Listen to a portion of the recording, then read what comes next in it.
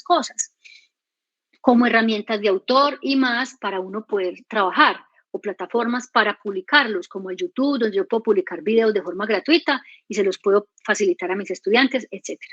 Entonces, cuando les decía ahorita del conductismo, aquí, por ser los años 60, pues obviamente te tenían que entrar a colocar las instrucciones, eran muy específicas y casi siempre tenían que hacerse como decía el profesor. ¿Por qué? Porque las fuentes de información de aquel entonces eran generalmente las librerías, ¿cierto? O las bibliotecas. Aquí en Colombia se le dice biblioteca al lugar donde hay una gran cantidad de libros de consulta pública, y librerías es donde las venden, donde venden los libros. No sé cómo es en Panamá. Entonces, como para que me entiendan el término. Yo voy a utilizar biblioteca, ¿listo? Entonces, la mayor parte del conocimiento en un aula de clase, porque miren que desde los 60 estamos hablando de modelo de diseño instruccional, y en los 60, para poder hacer una consulta de información, había que ir a la biblioteca o remitirse a alguien que supiera. Así que aquí, en este momento, el profesor era el protagonista principal de la clase. Hasta que el profesor no llegara, nadie iniciaba. Hoy en día todavía eso es muy similar, pero ya los estudiantes tienen donde consultar, ¿cierto? Pues bueno, la mayoría van a consultar en Internet, posiblemente. Pero es que Internet no tiene la información más segura, también es cierto, pero hay un referente, hay por lo menos algo a dónde ir. Entonces el conductismo habla de que el estudiante debe hacer exactamente y tener una conducta de aprendizaje tal y cual como la pide el profesor. Yo no sé quiénes de ustedes de acá sean de la década de los 60 o posiblemente de antes, o tengan familiares. Por ejemplo, en mi caso es mi mamá es del 46, pero mi mamá me cuenta cómo a ella le tocó aprender, y a ella le tocó aprender de forma conductista, pero con violencia. Les pegaban si no hacían bien una letra, si de pronto se les ensuciaban los zapatos, si no llevaban los zapatos brillantes. Había violencia en la educación, golpeaban a los niños, les daban con reglas, ¿cierto? Disculpe la interrupción. Hay una frase famosa de la época que decía: la letra entra con sangre. Sí, la letra con sangre entra. Y créanme, es totalmente falso. Es totalmente falso. Entonces, las personas que eran víctimas de violencia, en este caso, por parte de los profesores, y a los profesores eso se les permitía, eran los estudiantes. O sea, que un profesor golpeara a un estudiante, eso era lo más común. Hoy en día no. Vea, para nadie, esto que yo voy a decir no es con el ánimo de hablar mal de mi país, porque ¿para qué? Pero para nadie es un secreto que en Colombia se tuvo hace varios años una década de mucha violencia. Y cuando yo estaba en el colegio, había un profesor, yo ya estaba en el colegio, estaba en 11, mi último año, y había un profesor que era sumamente violento. Le gritaba a los estudiantes, o sea, no les pegaba, pero los gritaba y los maltrataba mucho y los hacía quedar en ridículo delante de todos los demás cursos, los paraba en el patio. O sea, ese profesor era impresionante.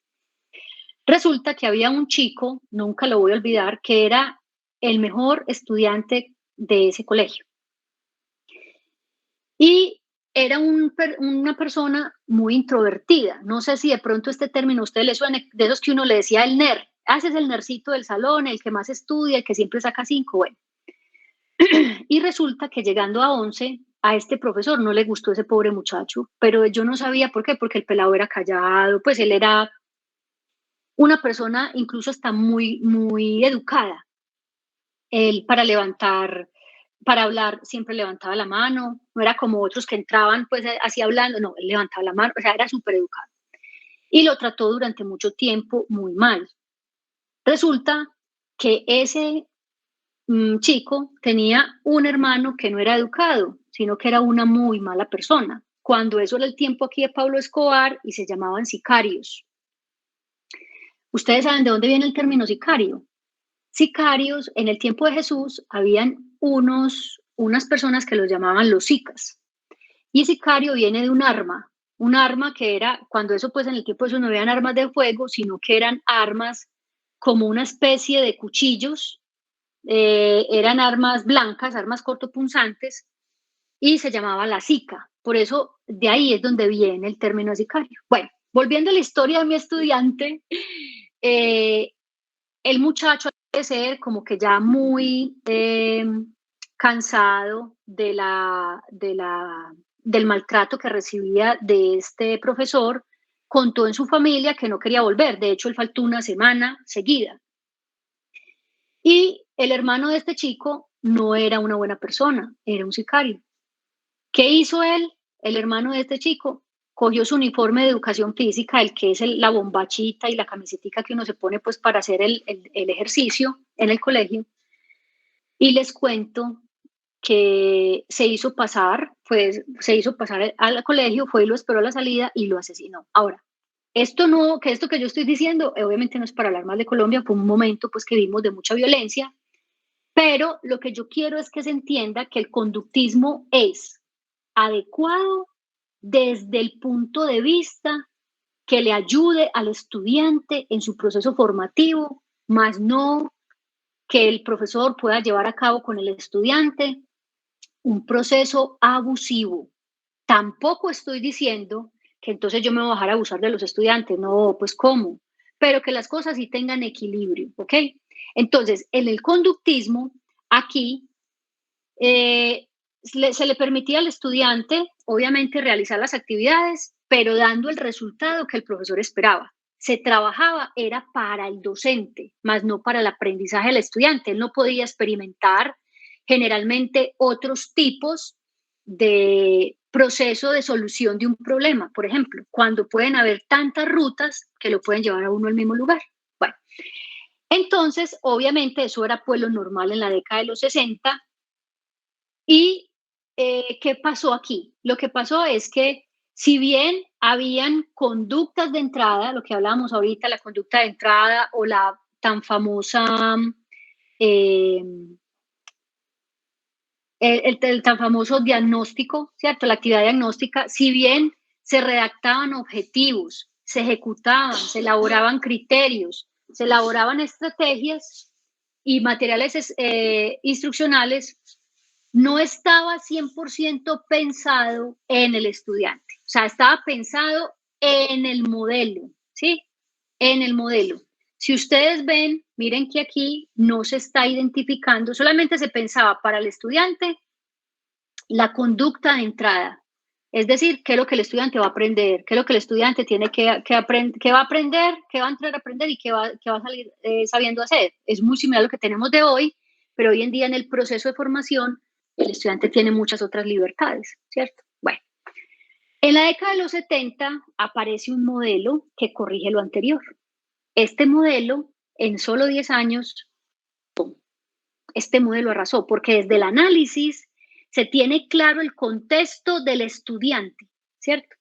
Entonces aquí ya empieza el tema de la formación a distancia a tener mucho más eco, más alcance. ¿Y qué pasa con esto?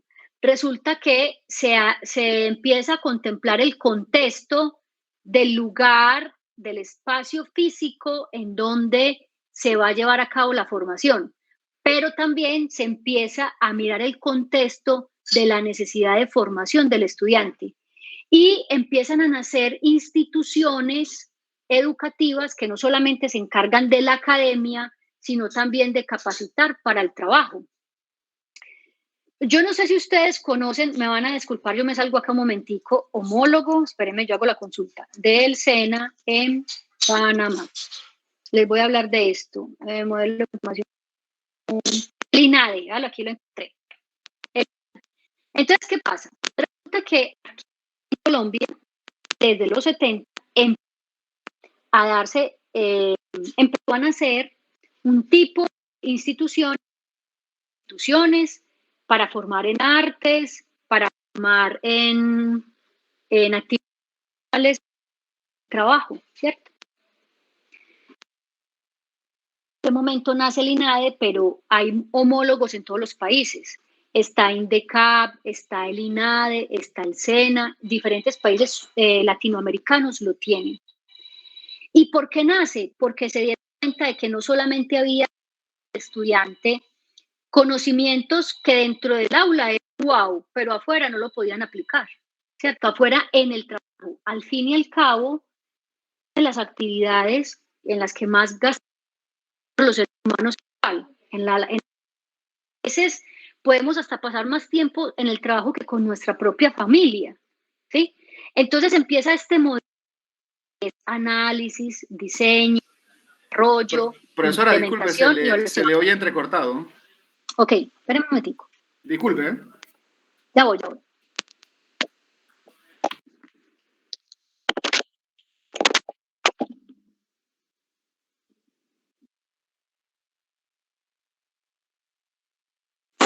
¿Se oye bien? Ya, ¿me escuchan bien? El otro compañero. Estaba entrecortado, correcto, compañero. Okay. Sí, se tarda mucho el audio en regresar. Sí, se oye mejor, profesora, se oye mucho mejor. Listo, perfecto. Bueno, entonces, como les estaba contando, entonces, ¿qué es el modelo ADI? Estas siglas son el análisis, el diseño y el desarrollo. Análisis, diseño, desarrollo, implementación y evaluación. Entonces, ¿qué sucede aquí? Aquí este modelo lo que hace es que empieza a fundamentarse a medida de estas 5 etapas, pero buscando siempre una mayor participación de los estudiantes, ¿cierto? Que no fuera solamente un modelo donde se creara el contenido, donde se planearan objetivos, estrategias, sino que también se pensara en el estudiante, en el entorno y en el contexto donde vive ese estudiante, pero también en el entorno y en el contexto al cual va a salir ese estudiante luego, por ejemplo, en el contexto laboral. Fue tanto el éxito de este modelo que hoy en día muchas instituciones a nivel mundial, de hecho aquí muchas instituciones en Medellín, lo adoptaron para que fuera su modelo de formación institucional. Entonces, este mismo es el que nosotros vamos a realizar, el análisis, el diseño, el desarrollo, la implementación y la evaluación.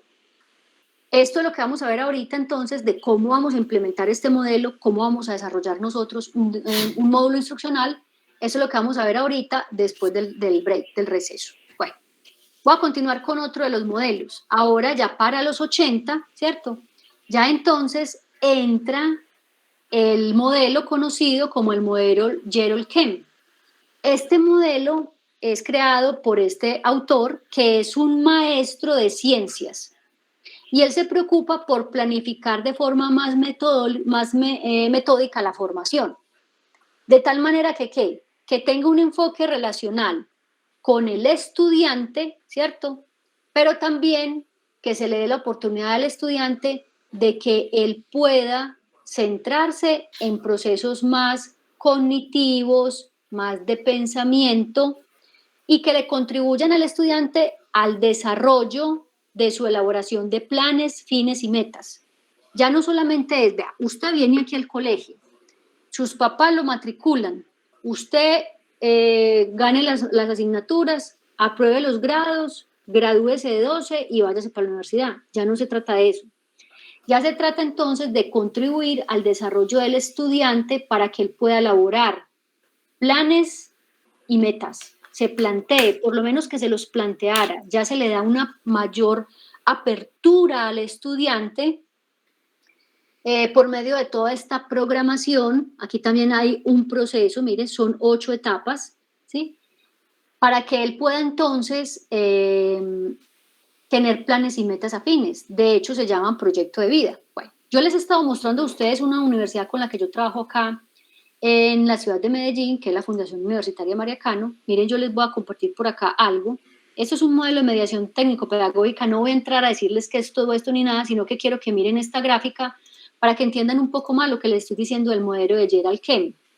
Si ustedes observan, miren que en el centro de todo el proceso institucional, vea todo lo que hay que hacer para poder tener bien a un estudiante virtual, pero el centro y el deber y el quehacer es el estudiante, de tal manera que le ayudemos a él en su proyecto de vida para que él lo pueda lograr de forma autónoma. ¿Sí ven? Esto sí se aplica, esto se aplica hoy en día en muchas universidades. Entonces, ¿qué sucede? Esto es importante que nosotros lo aprendamos. Mira esa gráfica, Cholo. ¿Aló? Hola, ¿alguien me está hablando? ¿Alguien tiene el micrófono activo? Entonces, esto nos va a permitir a todos nosotros poder tener el deber ser y el que hacer. Denme un segundo, por favor, no me cuelguen que me están diciendo acá algo del audio. Un minuto. El proceso ya empieza no solamente a pensarse en el estudiante, ¿cierto? Sino pues para que él pueda tener información, sino que ya tenga una participación más activa. Y esa participación activa de los estudiantes les permitía a ellos poder entonces estar en toda una revisión plena de sus procesos. Luego ya para la década del 2000, ya entonces que el internet ya es más estable, ya no es ese internet que se conectaba, con el que uno se conectaba anteriormente, que era el internet por vía del módem, de la forma telefónica, sino que ya era por los principios obviamente del conectivismo, donde ya se nos da a entender a todos nosotros que el conocimiento no reposa en una persona. Ya el conocimiento no había que esperar a que llegara el profe, ya le podía yo preguntar a Google, ya podía hablar por medio de las redes sociales, ya no solamente residía el conocimiento en el profesor y en la biblioteca, sino que ya estaban artefactos, ya estaba más a la mano de todo el que tuviera el artefacto con la conectividad, ya se podía hablar acerca de conocimiento basados en las redes sociales. Yo ya no tenía que esperar para poder ver a una persona tanto tiempo, sino que yo ya podía compartir con esa persona, un estudiante de Japón, un estudiante que estuviera, en el caso de nosotros, como Panamá, en Colombia, sin tener la necesidad de esperar tanto tiempo para el tema de qué, sin tener la necesidad de esperar tanto tiempo para el tema de la comunicación. Recuerden que antes era por carta, antes era por telegrama, ¿cierto? Entonces había que esperar muchísimo tiempo, ya ahora la comunicación era muchísimo más inmediata. Luego tenemos el conocimiento que ya también podía ser actualizado a la velocidad de la luz, ya no había que esperar a volver a imprimir el libro, a volver a sacar otra edición, etcétera. Y había una gran diversidad de opiniones, ya no teníamos que pensar como pensaba el profesor, ya no teníamos que pensar como pensaba el compañero, sino que ya hay diversidad de opiniones y se deben aceptar, ¿cierto? A medida que esto va avanzando y hay a la mano tanta información y tanto conocimiento, pues el poder ya se va dejando de estar en manos de una sola persona y empieza entonces a cambiar de forma más activa. Muy bien, así entonces es como vemos los modelos de diseño instruccional. Ahora, ¿qué es lo que se debe tener en cuenta al momento de crear un módulo en e-learning? Un módulo instruccional. ¿Qué se debe tener en cuenta? Se debe tener en cuenta lo siguiente. Miren, esto es lo que nosotros vamos a tener en cuenta para crear el día de mañana. Mañana vamos a tener en la primera hora la creación de los espacios del espacio para poder exponer el tema del NIO, ¿cierto? Ahorita también vamos a mirar si nos alcanza el tiempo para trabajar un ratico con el tema del NIO. ¿Y qué pasa entonces con el tema del NIO? Pasa lo siguiente, miren, lo vamos a exponer mañana en la primera hora, pero luego nos vamos a reunir por equipos para que empecemos a trabajar en el diseño instruccional y podamos estudiar todas las diferentes cosas que hay. Entonces, ¿qué es lo que se puede hacer? Lo que se puede hacer es lo siguiente. Vamos a conocer hoy cómo se debe tener en cuenta, qué se debe tener en cuenta para hacer un diseño instruccional. Aquí ustedes ven este lapicito que parece un gusanito, y dice, debemos de tener en cuenta el modelo pedagógico, ¿cierto? Todas las instituciones, sean colegiadas, sean universitarias, tienen un modelo pedagógico el cual deben de seguir, ¿sí? Ya hay dadas unas directrices. Por eso, cuando uno llega a un colegio, a uno le piden que conozca ese modelo pedagógico. Muchas veces el modelo pedagógico está dentro del PEI, del Plan de Educación Institucional. Hay que conocerlo porque cada institución lo tiene a su propia manera. Por eso yo como docente no puedo llegar a una institución y hacer lo que yo creo que debo hacer y hacer lo que yo creo que que debo realizar, ¿cierto? O lo que a mí me gusta, o lo que yo no solamente sé, no, sino que me toca adecuarme a ese modelo pedagógico. También hay una gran cantidad de metodologías, es decir, las maneras en cómo ese modelo pedagógico se le va a llevar a los estudiantes para que lo puedan entender, ¿cierto? Pero para poder que ese modelo pedagógico y esas metodologías o ese conocimiento que hay lo puedan entender los estudiantes, tienen que haber unos expertos temáticos. Y aquí es donde entramos todos nosotros, ¿cierto? ¿Por qué todos nosotros? Porque muchos de ustedes son profesores de ciencias, otros son profesores de español, otros de inglés, ¿cierto? Otros de música. Entonces, ustedes son expertos en ese conocimiento. Digamos que la forma de elegir las metodologías y las formas de elegir el modelo pedagógico, esto directamente lo hace la institución.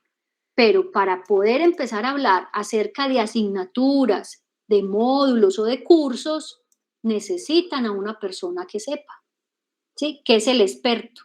Ahora, el experto va a poner de su propio conocimiento, de su propia experiencia, esto todo lo va a colocar dentro de un formato. Comúnmente esos formatos se llaman guiones, también se llaman OVAs o también se llaman trayectos de actividades, tienen diferentes nombres, pero a cada institución le puede poner sus nombres, pero necesitan un experto. O sea, aquí necesitan a un profesor que sepa. Una vez ese profesor basea toda esa información en ese documento, aquí voy a hacer un paréntesis y voy a abrir un momentico uno de los documentos que tengo por acá para poderles mostrar a ustedes. Miren. Por aquí existe un documento que es en ese documento en el que uno hace el vaciado de esa información, ¿sí? El vaciado de esa información va a ser este.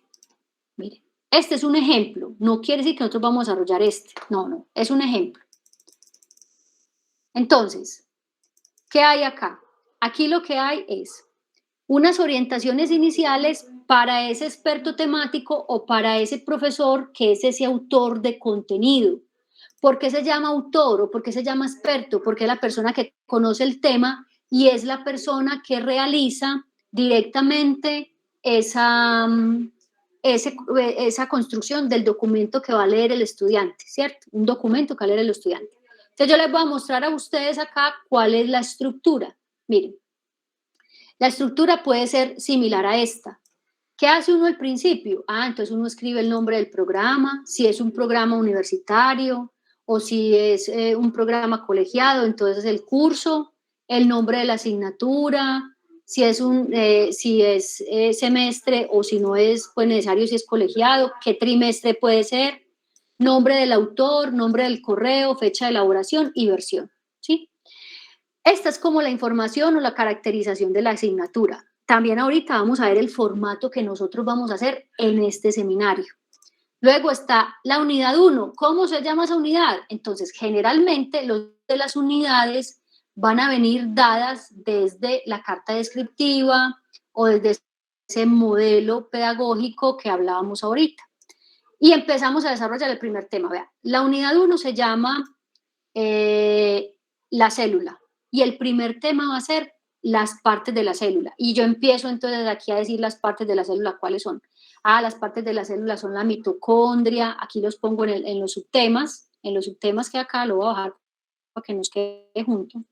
En los subtemas que pongo, pongo la mitocondria, pongo la membrana, coloco el núcleo y todas las partes de la célula. Y luego vengo y hago una representación gráfica de esos temas que yo voy a mostrar. Y empiezo a desarrollar el tema, la célula, la mitocondria, ¿cierto? 1.1, 1.2, 1.3 y así sucesivamente.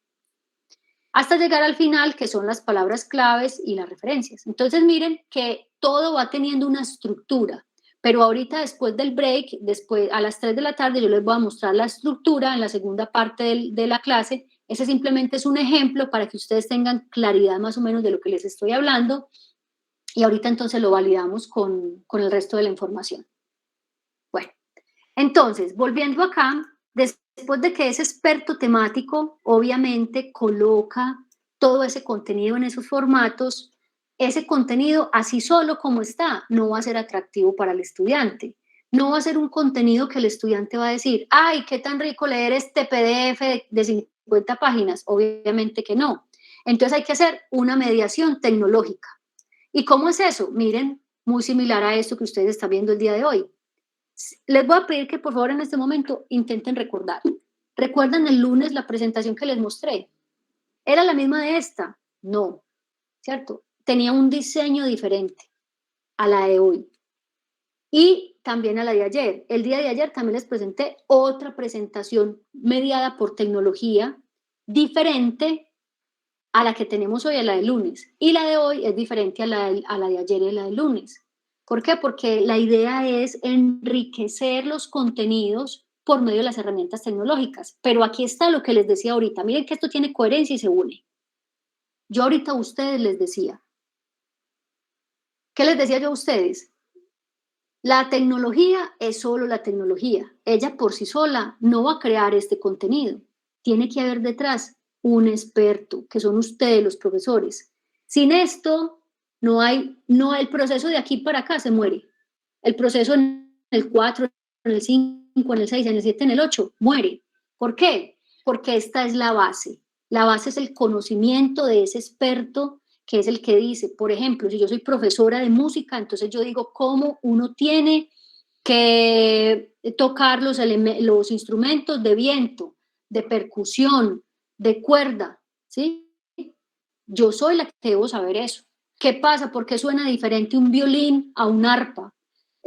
Aunque las notas musicales son las mismas, do, re, mi, fa, sol, la, si, pero entonces mire que ese experto es el que va a saber todo eso. Y de aquí en adelante es que entonces ya puedo mediar por tecnología. Pero si yo no tengo esto del experto, hasta aquí llega el proceso. O sea, llego, bueno, la institución sí tiene un modelo pedagógico y la institución sí tiene una metodología, pero no tiene expertos, ¿no? Ya hasta aquí nos trajo, como decimos, hasta aquí nos trajo el río. O sea, ya no hay más avance. Está entonces la mediación tecnológica, que es esto que les estoy mostrando. Luego aparecen los archivos digitales. Archivos digitales hay muchos, videos, audios, PDFs, de lectura, de visualización, animaciones, juegos. Y para esto sí que hay tecnología, la que ustedes no se alcancen a imaginar. Luego está el recurso humano. El recurso humano, que es el que se va a encargar. Algunos van a ser programadores, se van a encargar de la tecnología, otros van a ser especialistas en audiovisuales, otros especialistas en diseño gráfico, ¿sí ven? Y luego van a ver entonces técnicas y teorías y competencias. ¿Qué es eso? Las técnicas que van a utilizar, que propone ese experto que utilicemos para saber cómo desarrollamos las competencias. ¿Y cuándo se desarrollan las competencias o se logran los objetivos? Cuando nosotros mismos desarrollamos actividades para los estudiantes. Es decir, nosotros las vamos a proponer, el estudiante las debe desarrollar. Pero las actividades deben de ir consecuentes ¿a qué? Al contenido. Por ejemplo, si yo soy profesora de música y en este periodo de formación, en determinado periodo de formación, yo estoy enseñando solamente los instrumentos de viento, pues mi actividad no puede ser, bueno, estimados estudiantes, ¿cómo se manejan los instrumentos de percusión? Ahí hay una incoherencia. Si los instrumentos que yo estoy hablando de viento son de viento en el contenido y material de estudio, en la actividad debe estar relacionada con lo que le enseña al estudiante, es decir, los instrumentos de viento. ¿Cuáles son las partes de la armónica, de la flauta, del pícolo, del saxo, del barítono, todo lo demás que haya? ¿Listo? Bueno. Ahora entonces voy a continuar en cómo se debe tener en cuenta el diseño instruccional. Ya sabemos que parte de un modelo pedagógico y de unas metodologías institucionales. Quienes de ustedes trabajan en el colegio saben pues que estoy diciendo la verdad, ¿cierto? Bueno, voy a continuar. Bueno, aquí hay un reto, voy a pasar entonces a este tema. Y aquí vamos a ver las fases del diseño instruccional. Resulta que el diseño instruccional tiene unas fases previas, porque vamos a utilizar para nuestro diseño instruccional el modelo ADI, donde empezamos en el análisis, el diseño, el desarrollo, la implementación, la evaluación, y esto va a ser obviamente todo en conjunto una planeación, ¿sí? Entonces, vamos a empezar por qué es la planeación. De forma previa, antes de empezar con el llenado de alguno de estos lo cerré, perdón. Dame un segundito. De forma previa, antes de empezar con el llenado de alguno de estos formatos que tengamos acá, bien sea este o cualquier otro, porque todas las instituciones tienen formatos diferentísimos y son formatos muy apropiados o especializados o muy institucionalizados. Entonces, en ese orden de ideas, lo que se hace es que se debe tener, esto no lo puedo cerrar, se lo voy a minimizar. Se debe tener entonces una fase previa de planeación antes de iniciar con el modelo ADI. Recuerden que el modelo ADI empiezas aquí, en la A de análisis, ¿cierto? Análisis, diseño, desarrollo, pero también antes de uno implementar un modelo de estos, tiene que contar con una planeación, ¿sí? Para saber qué implica este modelo. Entonces, en la planeación, ¿qué se tiene que ver? Se tienen que especificar objetivos de trabajo, es decir, por ejemplo, nosotros que vamos a hacerlo en equipo, entonces mirar ese equipo, qué persona de ese equipo va a hacer qué partes, ¿cierto? O sea, qué aspectos vamos a hacer y cómo nos vamos, digamos, a distribuir las tareas y las labores que hay que hacer. Si estuviéramos haciendo este ejercicio para una institución, tendríamos que hablar de acciones académicas, financieras y administrativas, ¿cierto? En una institución como es esta, bueno, desde lo académico, ¿qué necesitamos? Vean, necesitamos un coordinador, un director de programa, o necesitamos un decano, ¿cierto? Bueno, desde lo financiero, necesitamos tantos millones en recursos, ¿cierto? O tantos miles en recursos. Y desde lo administrativo, entonces, ¿qué vamos a necesitar? Vamos a necesitar aulas, vamos a necesitar laboratorios. Entonces, miren que aquí hay mucho por hacer. Pero como nosotros lo vamos a hacer para nuestro contexto, que es este curso, entonces en este contexto es ustedes definir qué va a hacer cada uno de ustedes con las acciones que yo les voy a entregar ahorita a las 3 de la tarde. ¿Listo? Bueno, entonces, para eso es la planeación. Luego está el análisis, que es, ahora aquí ya sí entra el modelo ADI, ya sí entra la A de análisis, ¿ok? ¿Y qué es el modelo ADI? ¿Qué es la fase de análisis en el modelo ADI? Aquí es donde se van a determinar las necesidades formativas, las características de la población y las metas instruccionales. ¿Cómo así, Paola? Entonces, en nuestro contexto para esta actividad de este curso, ¿qué es lo que nosotros vamos a hacer? Les voy a contar. Es muy probable que en los equipos que ustedes conformaron el día de ayer tengan compañeros afines, porque esos compañeros saben, conocen e identifican su misma asignatura o tienen a cargo, digamos, los mismos cursos o son afines por la especialidad. Yo soy profesor de biología y aquí también hay una profesora que también es de biología o es de química. O yo soy profesor de inglés y aquí hay otra profesora de inglés. O yo soy profesora de español, aquí hay otra profesora de español. O aquí hay una profesora de música y otra de arte. Un ejemplo. Entonces, la idea es que ustedes no necesariamente tienen que pertenecer todos los profes o a las personas que están en los equipos de trabajo que conformamos ayer, no necesariamente tienen que estar en el mismo nivel o grado de enseñanza, ¿cierto? Pueden ser diferentes. Antes, la experiencia que nos ha dejado a nosotros aquí en la Universidad UMESID, cuando hemos orientado seminarios similares, la experiencia que nos ha dejado que cada uno de los profesores pertenezca a un área diferente, cada uno de los profesores que integran los equipos, ha sido muy satisfactoria, porque aprenden muchísimo más de lo que estaban esperando, ¿cierto? ¿Por qué? Porque obviamente hay otra persona que también tiene otra realidad diferente a la nuestra, de la cual podemos obviamente aprender mucho. Entonces, en el análisis instruccional del modelo ADI, uno que va a analizar, qué es lo que va a conocer, la necesidad formativa del estudiante, qué necesita el estudiante que yo le enseñe. A mí me llamaba mucho la atención en el 2014, que yo estaba en Panamá, trabajaba para ese momento con la Universidad Abierta de Distancia, y a mí me llamaba mucho la atención que en Panamá pues Panamá es un país que, si bien sabemos que es pequeño, nada de malo en ello, es un país que tiene unos recursos naturales impresionantes, que uno no creería que en tan poco espacio hay tanto.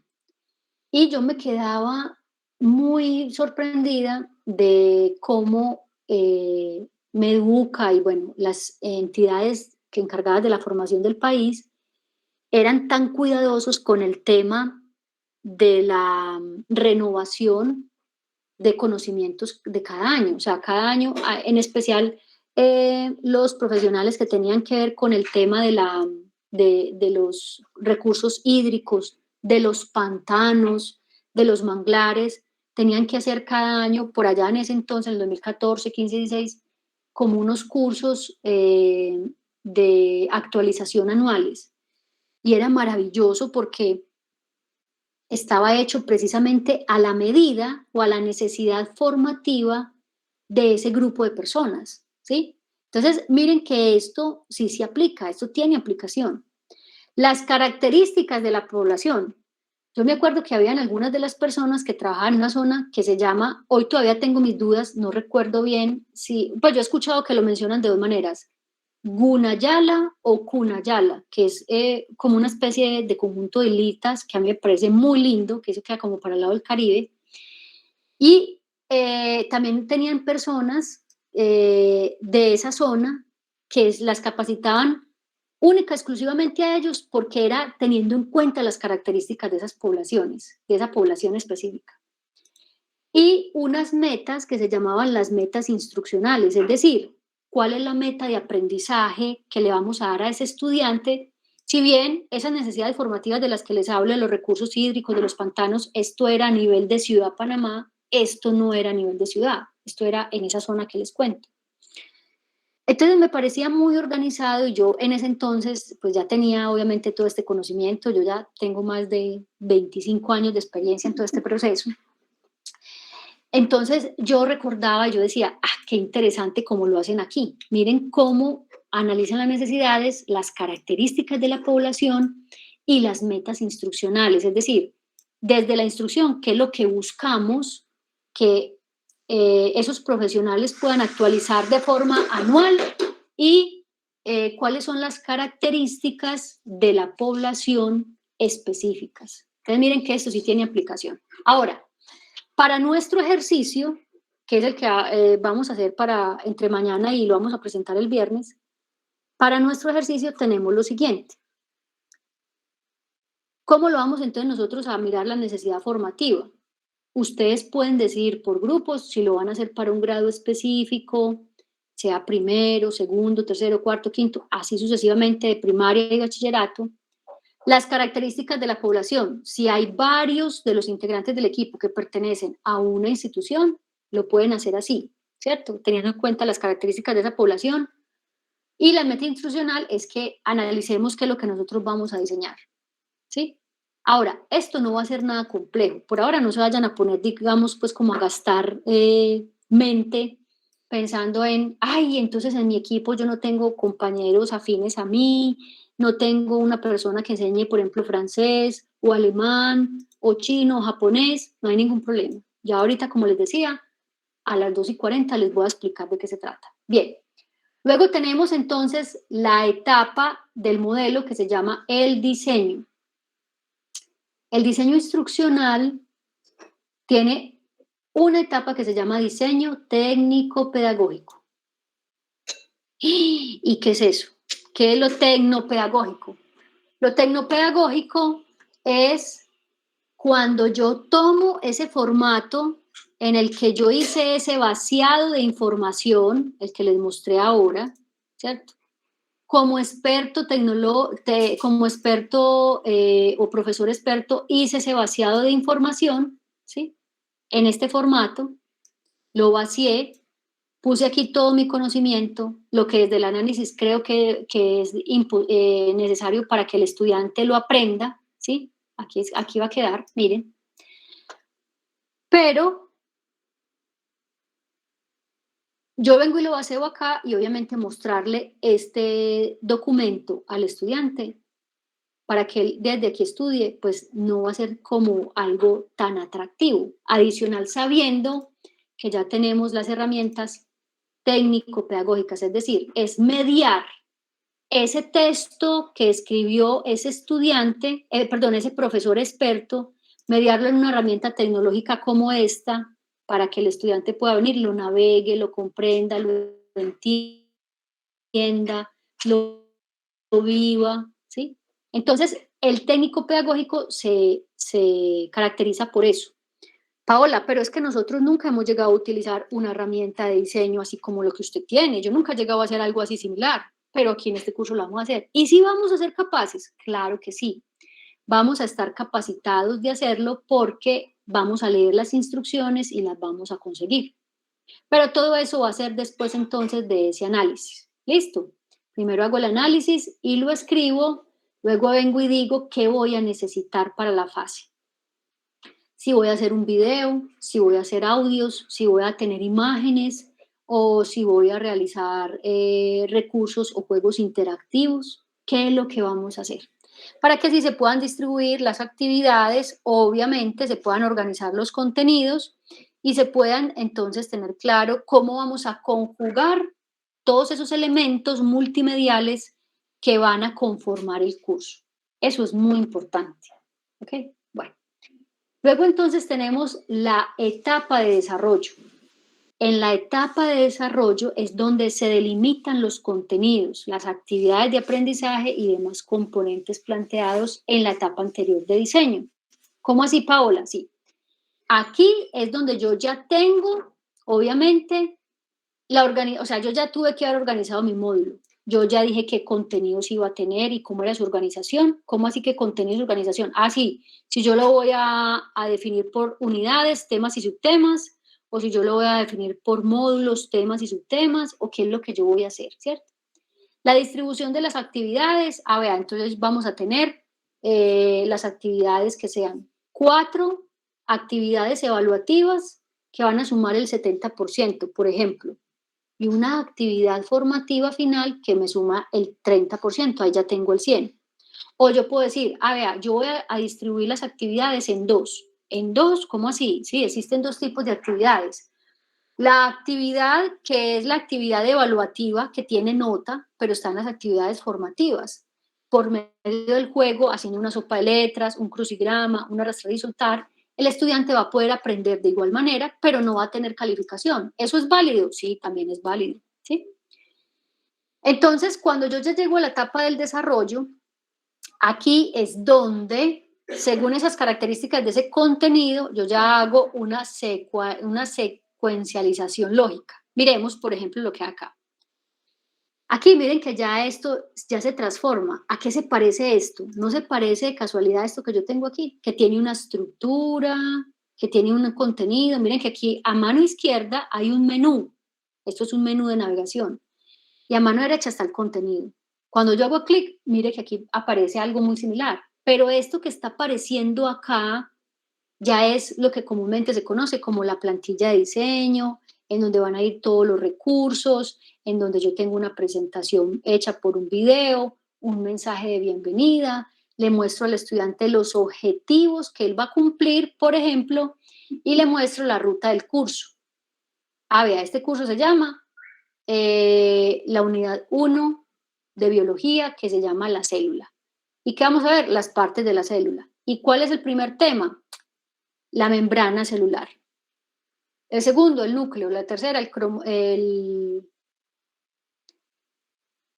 la tercera es la mitocondria, ¿cierto? Por ejemplo. Entonces miren que aquí ya se va dando una organización visual. ¿Qué pasa cuando yo hago clic en presentación? Me aparece un video, ¿sí? ¿Qué pasa cuando yo hago clic en bienvenida, por ejemplo? Me aparece otra cosa. Ahora, aquí miramos que hay herramientas para comunicación, videoconferencia, ruta de trabajo, presentación, material de consulta. Esos son ejemplos de interfaces que les dejamos a ustedes acá para que, pues, obviamente ustedes puedan aprender. Miren. Bien, esto también lo vamos a ver ahorita, cómo nosotros lo podemos construir, con qué herramienta